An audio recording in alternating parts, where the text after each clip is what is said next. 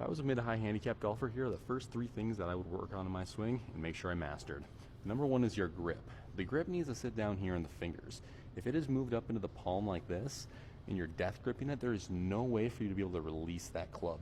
When the club sits down in the fingers here, it allows you to have the feel and control and awareness of the club face, and it allows for that release of the club in that nice fluid manner. Number two is your weight shift. So most golfers, especially beginners, when they're shifting their weight, they end up shifting towards the ball.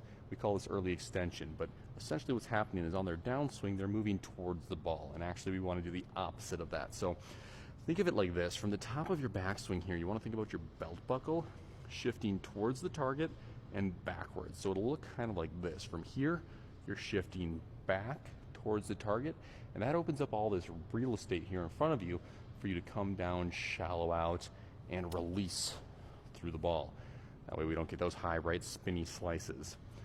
Lastly, number three, which goes along with number two, is the wrist angle.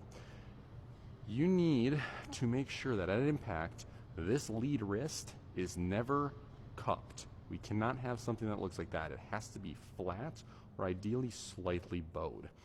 What happens is if you are cupped, you're getting the shaft in front of your hands and there's zero compression. You're flipping at the ball and you're scooping it way up into the air. What you need to do is you need to make sure that this wrist is slightly bowed and the club shaft is slightly behind. What happens then is it shifts the low point past the ball and allows for you to get that ball first contact that really compresses the ball. It'll also help a lot with your release and consistent club face awareness. So give these three things a try. Try to master them the best you can, and then start working on other things. If you work on other things first without these, even if they're things you need to work on, you're never actually going to see the consistent progress that you want to see.